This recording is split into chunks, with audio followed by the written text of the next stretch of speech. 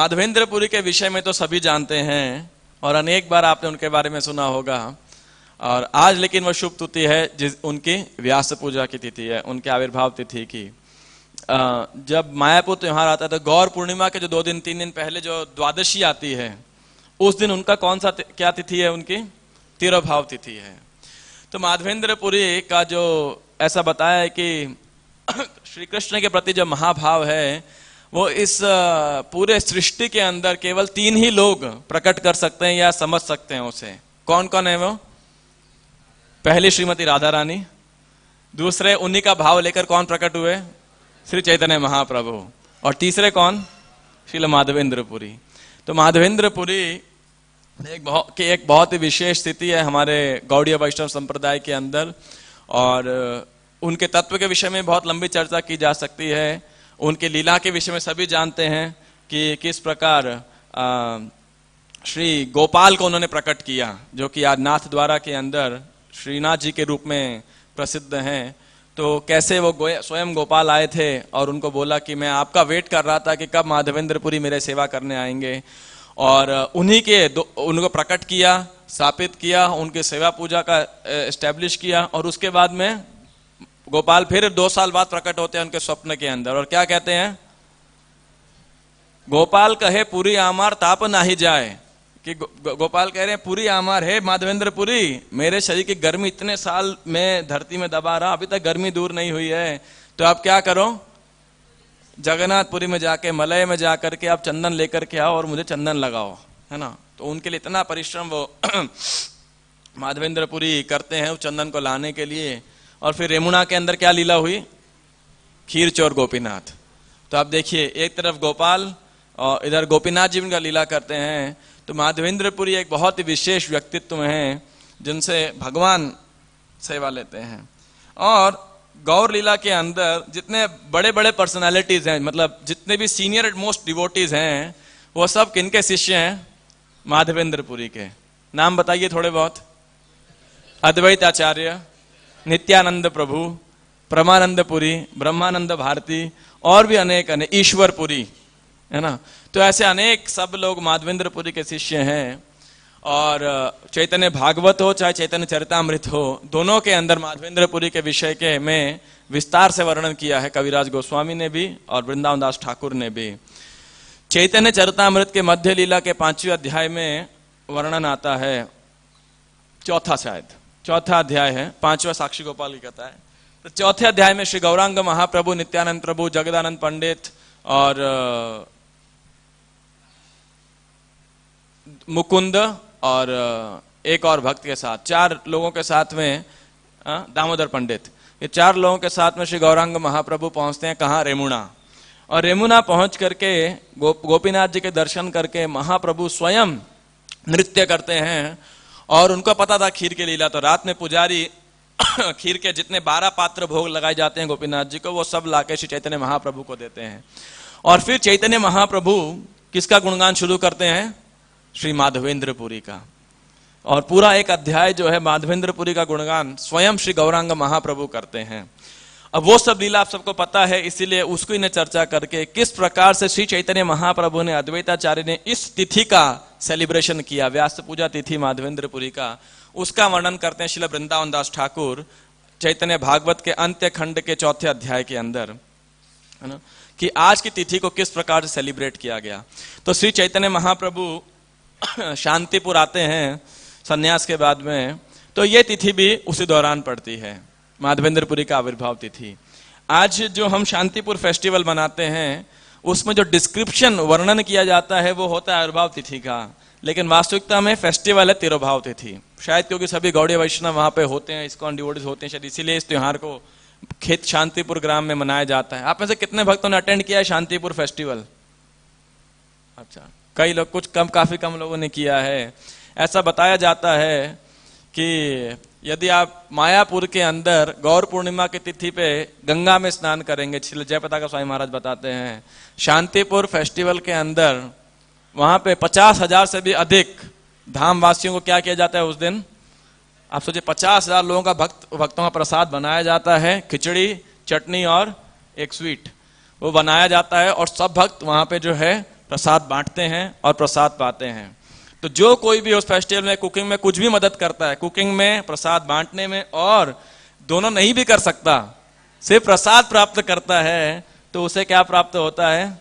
उन्हें श्री गौरांग महाप्रभु की प्रेम प्राप्त होता है। और दो और वो महाप्रभु श्री जल जय पताका स्वामी महाराज दो और तिथि बताते हैं, दो और जगह बताते हैं कि वहां पे स्पेशल कृपा जो है चैतन्य महाप्रभु की मतलब आपको प्राप्त होने वाली है। होलसेल मर्सी बोनांजा जिसे बोलते हैं ना। तो ये आज की तिथि के दिन क्या हुआ, चैतन्य महाप्रभु शांतिपुर के अंदर थे और जो है वहां पे तो सबने आयोजन किया माधवेंद्र पुरी की स्थिति को लेकर के। तो यहाँ पे वर्णन आता है। हाँ, तो जब आज की तिथि आई तो चैतन्य महाप्रभु और उनके सभी संगी बहुत हर्षित हुए और अद्वैत आचार्य ने बहुत ही विस्तृत व्यवस्था की थी माधवेंद्रपुरी की व्यास पूजा मनाने के लिए इस दिन, और ऐसे व्यवस्था की थी जिसके कोई अंत ही नहीं है, अनंत। और अब इतना बड़ा आयोजन करने के लिए आपको बहुत सारी मदद चाहिए होती है। क्या मदद चाहिए होती है त्योहार मनाने के लिए? कोई भी उत्सव मनाना हो तो क्या क्या आपको मदद चाहिए होती है? आपको धन चाहिए सबसे पहले, है ना? और क्या चाहिए? आपको सेवा करने वाले सेवक भक्त चाहिए, है ना, जो खूब मेहनत कर सके, मेहनत लगती है उसके अंदर, है ना। और क्या लगता है? आपको सामग्रियां चाहिए हर प्रकार की, है ना। आज भी एक नरसिंह चतुर्दशी है, अभी हम तिलक लगा रहे हैं तो कितने भक्त इतने दिन से रगड़ रगड़ के चंदन घिस रहे हैं, है ना। तो चंदन घिसना पड़ता है। उसके बाद में जो है पूरा दिन कल लग करके भक्तों ने ये सब फूलों का डेकोरेशन किया, दिन भी और रात भी, ऐसा है ना। उसके बाद में अभी थोड़ी देर के अंदर सब भक्त लोग जो है सारा राशन परचेज कर रहे हैं, सब्जी तरकारी परचेज कर रहे हैं, सिलेंडर इत्यादि परचेज कर रहे हैं, फिर जो है ऊपर कुकिंग करेंगे। उसके बाद में कुछ भक्त यहाँ पंडाल लगा रहे हैं ताकि शाम को प्रसाद की व्यवस्था हो सकेगी। कुछ लोग केवल भगवान से प्रार्थना कर रहे हैं भगवान सबको ठीक से निकल जाए, इतनी भीड़ आएगी, है ना। उसके कुछ लोग अनाउंसमेंट कर रहे हैं कि गाड़ियां वाड़ियां ठीक से खड़ी कीजिए, झगड़ा वगड़ा ना हो ताकि किसी प्रकार का।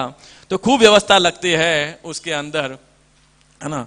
तो ऐसा बताया, help with the preparations came from different directions, what were all the different arrangements I don't know. Chaitanya का विंदा साहब कह रहे हैं क्या क्या व्यवस्था की थी, इसको वर्णन करना असंभव है, लेकिन जहां तक संभव होगा मैं करता हूं। और चारों दिशाओं से उस उत्सव को मनाने के लिए मदद आ रही थी।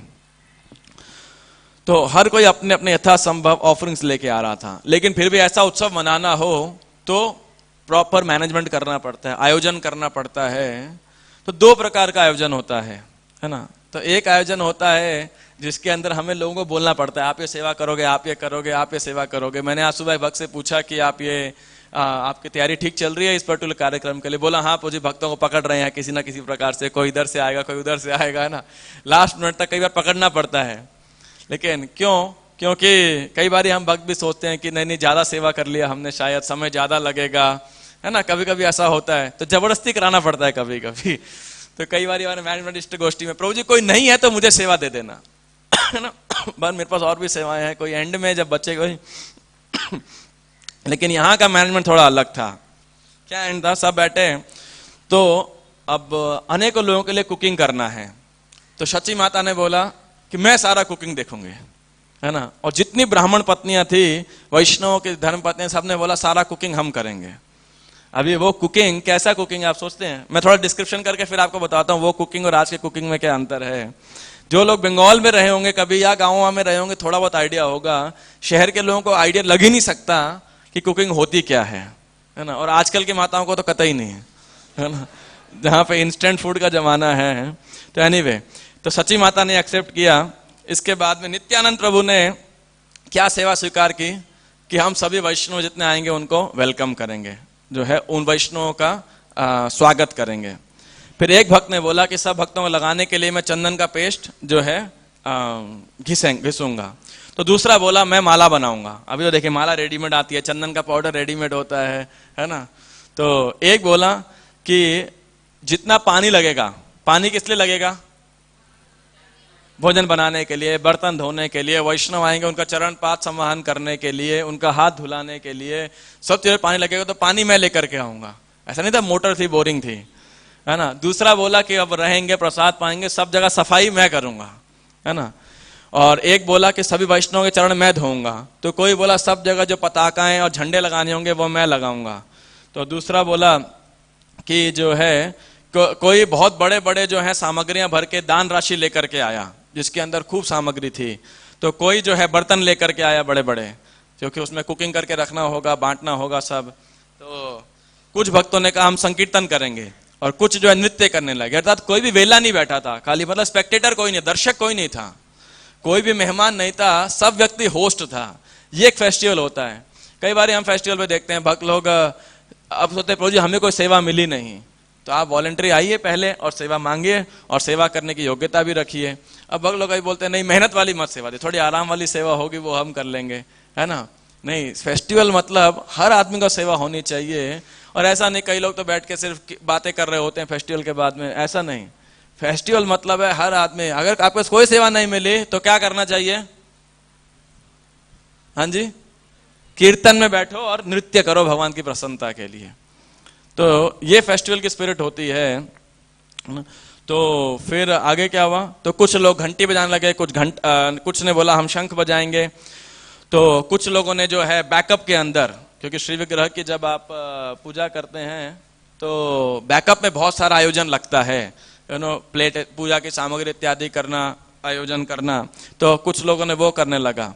तो जो है और अद्वैत आचार्य उस दिन पूजा करने लगे भगवान की, और सब ने अपने अपने कर्तव्य बहुत ही जो है निष्ठा के साथ, बहुत मेहनत के साथ करने लगे, और सब भगवान का नाम जप कर रहे थे। और संकीर्तन में खूब घंटे, शंख, मृदंग, करताल और बड़े बड़े झांझर बज रहे थे, सब कीर्तन कर रहे थे। और अद्वैत आचार्य का घर एक पैसा बताया वैकुंठ धाम बन गया था। तो सारी व्यवस्था देखने पे महाप्रभु बहुत प्रसन्न हुए। अब व्यवस्था को सुनिए आप, क्या है। चैतन्य महाप्रभु सारी व्यवस्था का मुआयना करने के लिए गए, तो महाप्रभु ने देखा कि 2 और 4 कमरों में क्या है, केवल चावल भरा हुआ है। उस समय बंगाल में आज भी कोई रोटी नहीं खाता है, आटा, इसलिए आटा नहीं था, इसलिए चावल था। नॉर्थ इंडिया के लोगों को जमता नहीं ज्यादा चावल, बट एनीवे। फिर उन्होंने देखा कि वहां पे जो कुकिंग के लिए ईंधन होता है, उस समय क्या यूज करते थे? लकड़ी। तो लकड़ी ऐसे पूरे पर्वत की तरह बनी हुई है। आज भी आप मायापुर में जाएंगे, कभी देखें गदा किचन के बाहर या वहां पे कैसे लकड़ी स्टैक की होती है। और लकड़ी की कुकिंग कभी किसी ने किया है? कितनों ने किया है? देखा है? आसान होती है, मुश्किल होती है? पहले तो जलाना मुश्किल होता है, और लकड़ी को जलाओ एक तो, और जलाने के बाद में क्या समस्या होती है? कोई रेगुलेटर नहीं है, सिम कर दो या वो क्या बोलते हैं हाई कर दो फ्लेम को, ये व्यवस्था नहीं है आपके पास में, क्योंकि ये सब व्यवस्था आलसी लोगों के लिए है। क्या है, थक गए, थोड़ा सिम इधर कर दो, बैठ जाओ आराम से, है ना। लेकिन उसमें तो कोई रेगुलेटर नहीं है आपके पास में। और इसके बाद में जब आपको कंटिन्यूस रखना पड़ेगा, नहीं तो क्या होगा, वो नीचे से जलने लगेगा जो आप कुकिंग करेंगे। और इसके बाद में जब सामग्री बन गई तब क्या करेंगे आपको पकड़ करके उठाना ही पड़ेगा उसे वहां से, और लकड़ी तो जलती रहेगी। अब क्या करेंगे? उसके ऊपर दूसरा पात्र रखेंगे, और पात्र रखने के लिए अगर मान लो आप कुकिंग खत्म करना है तो आप क्या करेंगे? उस पात्र में पानी डाल के रख देते हैं। इनफैक्ट पात्र को खाली किया जाता है, और उस पात्र को जिसमें कुकिंग किया होता है उसको वापस रख के पानी कर दे, ताकि पानी गर्म हो जाए और उससे बर्तन धुलाई हुआ करती थी। तो बड़ा मेहनत का काम होता था। आज की तरह ये इलेक्ट्रिक ओवन की कुकिंग हो गई, या लगता है बड़ा इंस्टेंट फूड है आज की डेट के अंदर, सब तो रेडीमेड पाउडर है ये वो। नहीं, पहले मसाले भी ऐसे नहीं होते थे, एक मसाला आ गया किचन किंग, सब्जी मसाला, राजमा मसाला, ये वो सब अपने हाथ से साबुत मसालों को ग्राइंड किया करते थे। ग्राइंड करना तो कोई पुरानी नई रीत, मतलब कोई नई चीज नहीं है। आज 20 साल पहले सब माताओं ने किया होगा। या आज मिक्सर ग्राइंडर आ गया, इंस्टेंट मसाले आ गए, लेकिन बुरा ना मानिएगा, वो सब निकम्मे लोगों के लिए है ना, जिनको मेहनत नहीं करनी, जहाँ इसीलिए उनमें स्वाद भी नहीं आता है। देखिए, लेकिन फ्रेश ग्राइंडेड जो मसाले होते हैं उससे बहुत मेहनत लगता है, और उसी के अंदर असली टेस्ट आता है। तो ये सब कुकिंग करने के लिए वो माताएं जो है उतनी मेहनत करने के लिए तैयार थी। उसके बाद में महाप्रभु गए कि 5 कमरों को तो किचन ही बना दिया था वहां पे, और वहां पे बड़े बड़े बर्तन के सामग्रियां रखे थे, बड़े बड़े कुकिंग पॉट्स रखे थे। 2 से 4 कमरों के अंदर मूंग की दाल रखी थी, और 5 से 7 कमरों में अनेक अनेक प्रकार के कपड़े थे वैष्णवों को देने के लिए, और वस्त्र से खाद्यान्न को भी छाना जाता था। और उसके बाद में जब कुकिंग भी हो जाती थी तो उसको ढक के रखा जाता था। इनफैक्ट वहां तो पहाड़ के चावल बनाते थे तो जानते हैं क्या करते हैं, चावल को नीचे पवित्र स्थान पर साफ करके कपड़ा बिछाया जाता है और पूरे चावल का पूरा पहाड़ लगा दिया जाता है वहां पे। ऐसे मतलब नॉर्मली जो गाँव साइड के अंदर जब बड़ा कुकिंग होता है तो उसको पूरा खाली करके वो लोग क्या करते हैं, उस चावल को कपड़े में पूरा खाली कर देते हैं और पूरा पहाड़ बना देते हैं। और उसके बाद में जो है 10 कमरे महापुरुष देखे, 10 कमरों में जानते हैं क्या थे, सिर्फ केले के पत्ते। किस लिए? सर्विंग के लिए। आज की थर्माकोल की प्लेट नहीं, डिस्पोजेबल। और 2 से 4 कमरों में देखा फ्लैट राइस। फ्लैट राइस मतलब चिड़वा। और हजारों हजारों केले के गुच्छे। केले के गुच्छे किस लिए काम आते हैं? फल के रूप में भी और सब्जी के रूप में भी। आपने दिल्ली में किसी ने केले की सब्जी नहीं खाई होगी, लेकिन बंगाल इत्यादि के अंदर केले के कम से कम 25 आइटम से ज्यादा बनाते हैं वो लोग। ये लोग केले के हर चीज का इस्तेमाल किया जाता है। तो एनीवे हजारों हजारों थे। और कविता वृंदादास ठाकुर कह रहे हैं कितने नारियल, कितने बीटल लीव्स, कितने परवल, स्क्वैश मतलब क्या, सीता ये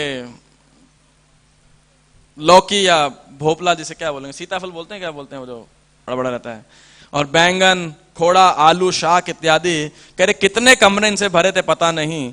और हजारों हजारों दूध के, क्रीम के और दही के और गन्नों के, इन सब के जार थे पता नहीं। और इसके बाद में कितने ही नमक, तेल, घी इत्यादि था। कविराज वृंदादास ठाकुर कह रहे हैं इसका कोई अनुमान नहीं लगा सकते। अनेक अनेक इतना भयंकर आयोजन किया गया था जो है ना। ऐसे आपको लग रहा होगा शायद उसी समय इतना आयोजन किया जाता था। सिर्फ आप मायापुर फेस्टिवल के दौरान इस समय गदा किचन में चले जाया कीजिए, है ना। और कभी वृंदावन के स्टोर में जाइए, वृंदावन किचन के स्टोर के अंदर, बाप रे, है ना, आपको लगे इतना राशन है। तो क्योंकि हम भी किचन की सेवा करने लिए सब जगह जा करके अनुमान लेते थे, तो बहुत लगता है। कभी वैसे आपको थोड़ा सा आइडिया अनुमान से पूछे, पंजाबी बाग में किसी एक त्योहार के अंदर, हमारे फेस्टिवल के अंदर कितने किलो चावल पकाए जाते होंगे लगभग? कुछ आइडिया है किसी को? कोई अंदाजा तो लगाइए तुक्का। हाँ जी, 100 किलो। हाँ, लगभग 150-200 किलो तो हम लोग भी कुकिंग करते हैं। गोवर्धन पूजा इत्यादि फेस्टिवल के अंदर आराम से 150-200 किलो चावल तो इधर ही बनता है, ऐसा है। सब्जियां इत्यादि जो है। और भूल गया, एक स्टैटिस्टिक्स आपको देना चाहता था मैं। हाँ, पनीर का किसी एक फेस्टिवल पे, जैसे आज का फेस्टिवल है, कुछ अंदाजा है कितने किलो पनीर आता होगा? हाँ जी, लगभग 200 किलो करीब पनीर आता है। 150-200 किलो पनीर किसी त्योहार पे आता है। तो कभी आप में फेस्टिवल का लुक देखना हो तो कभी फर्स्ट यहाँ ग्राउंड फ्लोर पे मत रहिए, आप किचन की छत पे जाइए, और 3 दिन तक, 3 दिन पहले तैयारी शुरू होती है और 3 दिन बाद तक वाइंड अप चले रहता है। और उसके बाद एक तो भक्त तो खाली मसाज कर रहे होते हैं, डॉक्टर के पास जा रहे होते हैं, क्योंकि बहुत मेहनत का कार्य है ना। और पहले तो कई आप में से कई भक्तों ने सेवा की होगी, तो अभी तो हमने रेनोवेट कर दिया, लेकिन पहले तो कई भक्त वहां सेवा करते करते बेहोश हो जाते थे, क्योंकि इतनी गर्मी होती थी छत के ऊपर। तो नेवरदिलेस कोई भी उत्सव मनाना, क्यों भक्त ऐसा मेहनत कर सकता है, इसमें कोई जबरदस्ती नहीं है। ये सिर्फ लोग इतना आयोजन इसीलिए कर सकते हैं जहां पे प्रेम हो, कि हाँ आज एक आचार्य का आविर्भाव तिथि है, आज के दिन हमें कृपा प्राप्त होगी। और जैसे लोग बर्थडे सेलिब्रेट करने के लिए इतनी मेहनत करते हैं, कितना पैसा खर्च करते हैं, जब भगवान या उनके प्रतिनिधियों का जन्मदिन हो, आविर्भाव तिथि हो, तो उस दिन उस प्रेम से आप्लावित होकर भक्त लोग जो हैं इतना मेहनत करते हैं, कतराते नहीं हैं। तो इसलिए हम सब भक्तों को आगे उस दिन आराम नहीं करना चाहिए। हमारे लिए वो क्या होना चाहिए, एक ओवर टाइम का डे होना चाहिए, extra labour, that is called pain. Extra जब भी करें, संकीर्तन भी करें और बढ़ चढ़ के सेवा लें, और सेवा करना भी सीखें। ऐसा नहीं सब्जी काटना आता नहीं, चाकू लेके बैठ गए आप, है ना। और ये सब करना भी आसान नहीं है। माला गूंथना, नारियल छीलना, नारियल छीलना कितना मुश्किल काम है। आसान है? कभी छीला है किसी ने नारियल? और छीलने के बाद ग्राइंड किया उसे, तो बहुत आसान काम नहीं है ये सब। आजकल सब कोकोनट पाउडर होता है, यूज किया, काम खत्म। लेकिन फ्रेश कोकोनट लाइए, उसको तोड़ना इतना मुश्किल है, आपका आधी बार तो हाथ ऐसे ही कट जाएगा, है ना। और नहीं होता तो आजकल के तो फर्श ही टूट जाते हैं। एक तो हमारी और नारियल टूटा नहीं, पता लगे फर्श में क्रैक आ गया। तो एनीवे, और एक बार किसी का हाथ कट गया तो वो भी कला चाहिए होती है पूरा।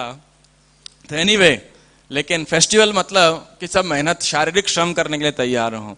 आजकल तो एक कस्टम बन गया है कि बना बना लेबर को लेकर के आओ और करो, लेकिन वास्तविकता में वो त्योहार नहीं है। लेकिन क्योंकि हमें एक्सपर्टीज चाहिए होती है और इसीलिए हमें लेबर लगाना पड़ता है। लेकिन भक्तों को इस बार कलाएं सीखनी चाहिए जिसके द्वारा हम स्वयं उत्सव मना सकें और खुद कर सकें, ऐसा है। तो इसके बाद में चैतन्य महाप्रभु ने देखा तो महाप्रभु बहुत प्रसन्न हुए और बोले, कोई मनुष्य के पास ऐसा ऐश्वर्य नहीं हो सकता। निश्चित रूप से अद्वैताचार्य कौन है? स्वयं भगवान शिव हैं। और बार बार ऐसा बोल के महाप्रभु इनडायरेक्टली क्या इंडिकेट कर रहे हैं कि अद्वैताचार्य कौन है? सदाशिव के अवतार हैं, है ना। तो इस प्रकार से जो है श्री गौरांग महाप्रभु उनका वर्णन करते हैं। और अब महाप्रभु ने ऐसा हिंट दिया तो सब भक्तों को लगने लगता है अच्छा महाप्रभु बता रहे हैं हमको कि अद्वैताचार्य शिव जी हैं। और जो है चैतन्य महाप्रभु ने वहाँ बड़े सारे नए वस्त्र देखे और महाप्रभु बहुत प्रसन्न हुए, अद्वैताचार्य की बहुत तारीफ की, सारे अरेंजमेंट देखे उन्होंने, हर रूम में गए महाप्रभु स्वयं। और बाद में कहाँ लौटे? संकीर्तन भवन के अंदर। सब भक्त उनको देख करके खूब आनंदित हो गए और संकीर्तन जो है बिल्कुल प्रचंड हो गया। और कौन कहाँ नाच रहा था, कौन कहाँ गा रहा था ये नहीं पता, कौन भाग रहा था, कौन लौट रहा था, और सब जय जय हरि हरि, हरि बोल ऐसे ध्वनि निकाल रहे थे।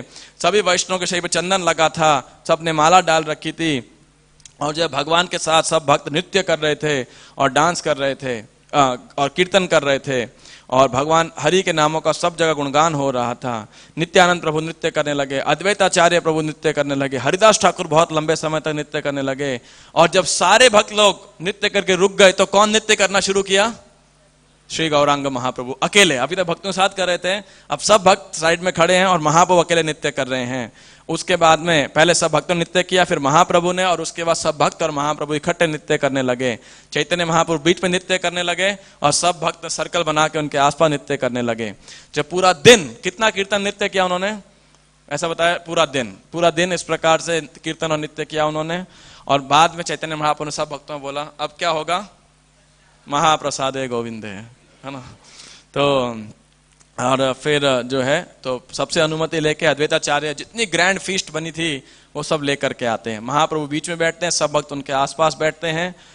और जो है शची माता और सब भक्तों ने माधवेंद्रपुरी के इस त्योहार के लिए अनेक प्रकार के चावल, सब्जियां और मिठाइयां बनाई थी।